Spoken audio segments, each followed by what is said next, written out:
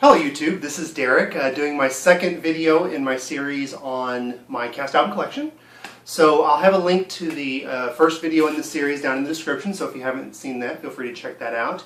So let's go ahead and get started on the next section. First one I'm going to talk about here is Shenandoah. This is a show I don't really hear a lot of people talking about, so I don't know if it's, I've never seen a production of it, I've never known anybody to do it. I don't know if it's maybe not a great show, because all I know is the score. And I like the score quite a bit, but maybe it just doesn't work as well on stage, I don't know. But one thing that's kind of neat about my particular copy here, you can see that, is that mine is signed by Joel Higgins. Joel Higgins was in this production. He's probably best known for being the dad on Silver Spoons. That was kind of his big claim to fame. I saw him at the Muni Theater in St. Louis, and so I went and met him, had him sign my CD. And it was really a fun experience because I think he was pretty shocked that someone brought the Shenandoah CD to have him sign. And I think he hadn't seen it in a while because when he saw it, he was like, oh my gosh, it's this blast from the past, and he wanted to look through the liner notes and find pictures of himself and stuff. So that was kind of a neat experience to get that reaction out of somebody when you ask them for an autograph. Next one is the revival cast from the 90s of You're a Good Man, Charlie Brown. I was first introduced to this show at college. We had the record of the original cast recording at my college library, and I listened to that quite a bit and really enjoyed it. So when this one came out, I picked it up. And this is a really great one. This is the one that has Kristen Chenoweth and Roger Bart and B.D. Wong and Anthony Rapp. Just a really fantastic cast. And I also had some new songs that were added for this particular production. I would still like to get that original one, though, especially since it was the way I was first introduced to the show. Next we have Wandarian, A Carnival Mass. Now this is one a lot of you may not know of. However, it was nominated for a Tony Award for Best Musical when it came out. The thing that's interesting about this is you probably won't find this in the Broadway cast album section of the CD store. You'll probably find this in the classical section. And it really does feel more classically, has more of a classical bent, I guess, than a traditional Broadway sound. And it's a piece by Elliot Goldenthal, and Julie Taymor directed it, so it's kind of got a lot of her hallmark, trademark type of things, like puppets and stuff. It looked really interesting. Of course, there was no touring company, and I don't think it did very well, but I really would love to have seen a copy of it. Maybe there's a video out there floating around somewhere I can snatch, because I really do like the music quite a bit. We have Jane Eyre. Now this is one that I probably need to give a few more listens to, but in all honesty, what I've heard of it has just sort of been okay. It's kind of middle of the road, nothing that I hate, nothing that I love, but just sort of okay. I probably should give it a few more listens, and of course I've never seen it, so maybe, again, it's something that if I see it I'll have a better appreciation for it. Next is Carrie. This is the recent revival cast of Carrie, and the original production, of course, is infamous for being such a huge flop and really having a lot of problems. There's actually a bootleg copy of the original production that you can find on YouTube, and you can see why it didn't do very well. And there's a lot of really strange directorial decisions because the show itself had a lot there. There was a really great kernel of something special, but just some weird choices that they made that kind of hurt the production. What's great is in this revival cast, they've revised the show, they've taken away all the junk that wasn't important or didn't make sense, and they've made a really, really solid show. This is a wonderful, wonderful piece. I was actually lucky enough to be involved in a production of this recently. I played in the pit orchestra, and so I'm a little old to play a high school kid, but I had a wonderful experience with it. It was just a great time, and it's a really, really solid piece of theater. So check this out if you get a chance to. And don't go into it thinking it's going to be bad or it's going to be campy. Go into it really with open ears because there's a lot to really, really love in that. Next is Floyd Collins.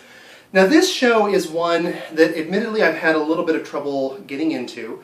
And what's odd about it, it's not that I don't like it. I like the score. I shouldn't say I have a hard time getting into it because I like the music. I've never had a chance to see it on stage. However, I know a lot of people that just go absolutely nuts over this show. And I guess part of me just doesn't quite get what is so amazing about it. In fact, in about 2000, I heard Stephen Sondheim speak at a conference, and he actually said this was the best show that had been written in the last 10 years at that time. And that's just amazing praise from someone like Stephen Sondheim. So I like the music, I just don't quite get what is so amazing about it. However, maybe again, it's the same type of thing as Jane Eyre would be. Perhaps if I saw it, had the context for it, understood a little bit more what was actually happening on stage, actually receiving it visually that way, maybe I would enjoy it a lot more and get what everybody loves so much about it. And again, I don't dislike it, it's just one that's always been a little surprising to me of how much people really, really love the music and the show. Okay, we have a chorus line. This is the only recording I have. I would like to get this is the original cast. I would love to get the revival cast that came out not too terribly long ago.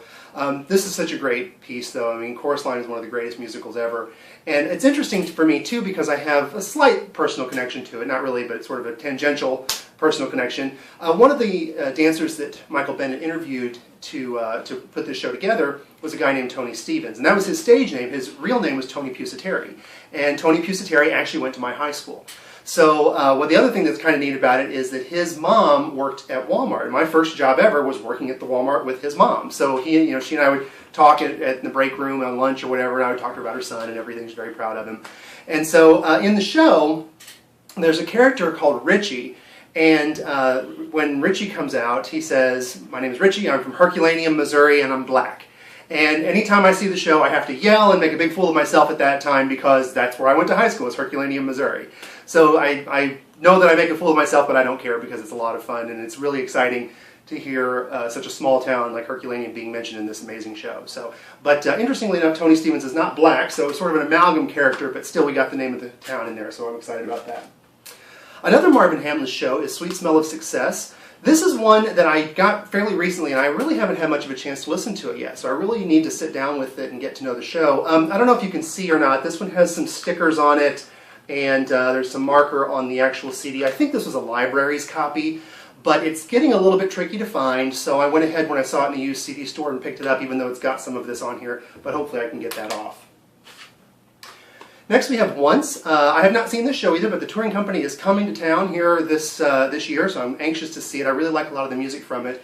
I also still haven't seen the movie that it's based on, and in fact I think I'm going to wait and just let the stage version sort of be my first exposure to the story, because I think that would be a lot of fun. So the music is fantastic, though. All right, Jerry Herman is the next composer I have here. We're going to have the original cast of Hello Dolly, and we have the original cast of Mame. Hello Dolly is a really great show. This is the one with Carol Channing, the original cast. I would love to get the Pearl Bailey cast, which was the one they did an all-black cast. I'd like to see how that one sounds and see how different that is. And Mame is a really excellent show.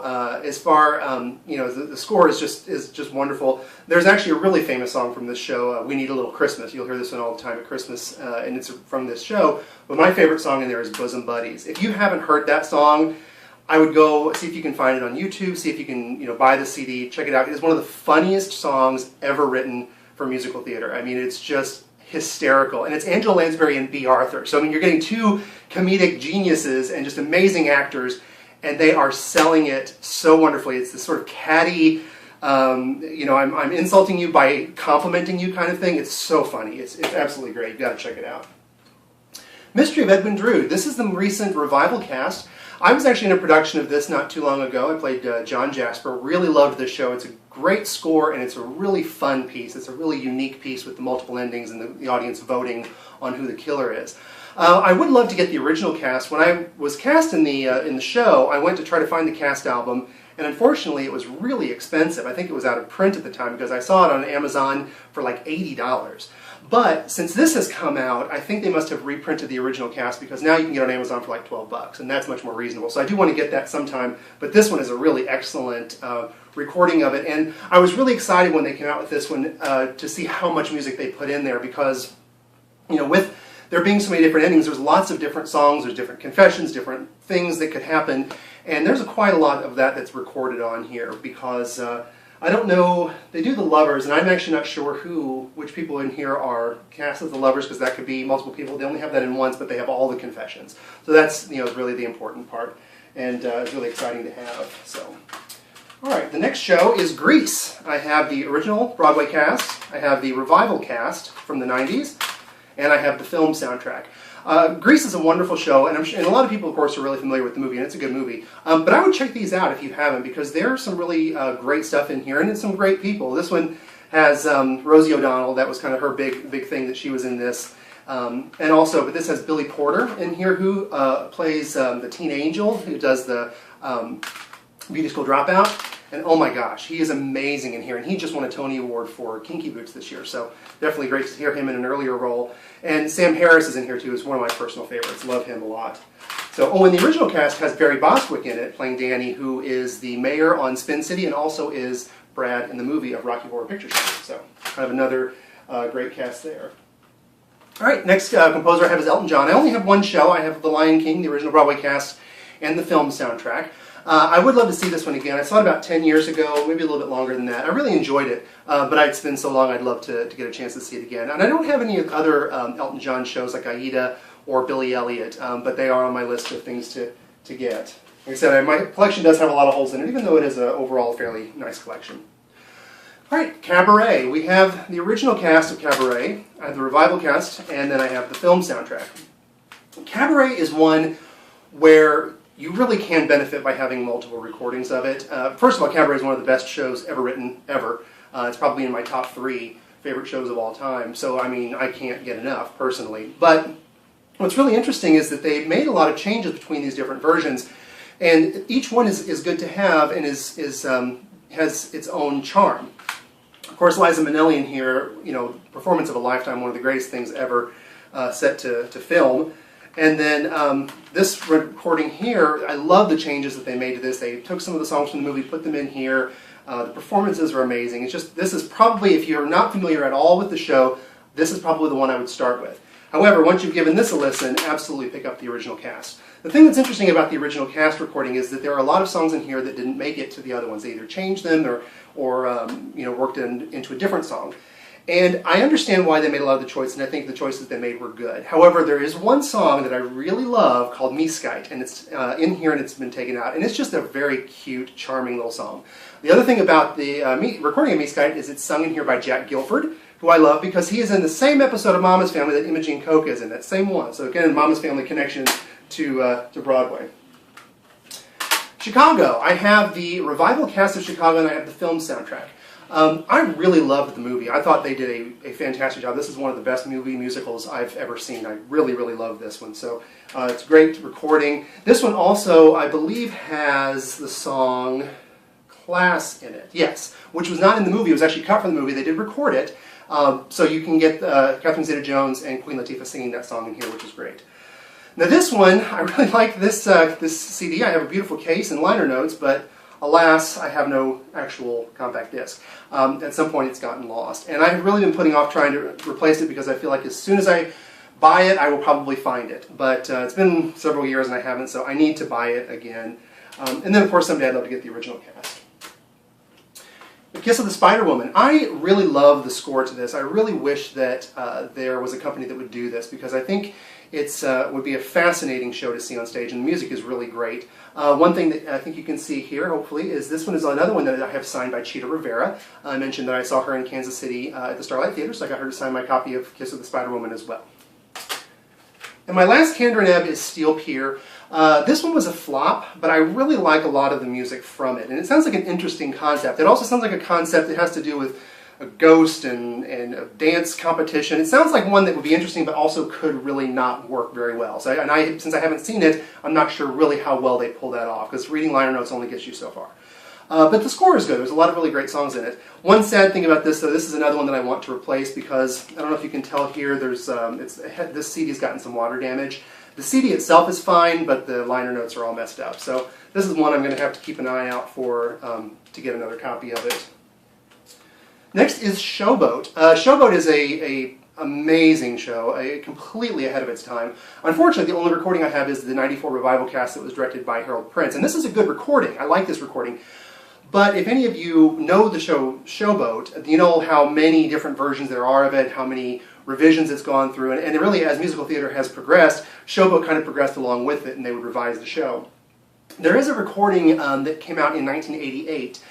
John McGinn or McGlynn, I can never remember which it is, but he was a conductor who was a Showboat scholar and loved the show and thought it was very historically important, and thought it was important to record the complete score as much as we could. I believe there are some songs that are completely lost, but he wanted to record the entire thing, so he brought in this amazing cast, orchestra, and did a 3 CD boxed set piece of the entire recording of Showboat. So I would love to get that sometime, and I can actually, it's I believe out of print, but I've seen it used online a couple of places with for not too much, and it'd be definitely worth it. And I believe the liner notes in there, so one of those really big book ones, are supposed to be really fantastic too. With him talking about the show and the significance and things like that. So really a great show. Not one that I hear people talk about. I mean, I hear historians talk about it, but a lot of my friends that are in theater don't talk about Showboat a lot, and it's a shame because it's such a powerful show, and especially when you consider that it was written like in 1927, it's mind-blowing what they were doing back then. I mean, it was so ahead of its time, and it's just genius. So I think everybody needs to go out there and learn that show. Next composer is Tom Kitt. I have High Fidelity. This was a show that was not very successful on Broadway, but there are some regional theaters that are doing it. There's been a couple here in St. Louis. Hopefully it's getting some good life in the regional theater world, but the music is really great. I need to see the movie High Fidelity. I've never actually seen the movie that it's based on, so it probably would help me to have a little bit more context for some of the songs. The songs are good. And then Tom Kitt's probably best known, and I think his best score, is Next to Normal. This is what an amazing piece. What a powerful show. I didn't know anything about this. When this came to town, the touring company, all I knew was that it had won the Pulitzer Prize for Drama, which is a rare feat for a musical. So I was like, I'm going to go see it. I don't know anything about it, didn't know anything of the story, had not heard one note of the score. Went completely fresh and was absolutely riveted the entire time. It was such a great show, such a great score, such a powerful piece of theater. So if you don't know this show, absolutely go out and get this cast album. It's fantastic and you will love it. All right, and then the last composer that I'm going to talk about in this part of the series is Henry Krieger. I have two of his shows. I have Sideshow, which has some just gorgeous music in this. This has some really, really powerful pieces in it. I would love to see a production of this. This is another one that I don't know if there ever was a touring company. At least I don't think it came to St. Louis if there was. But boy, what a powerful score. So I'd love to get a chance to see it. And then another really fantastic Henry Krieger one is Dreamgirls.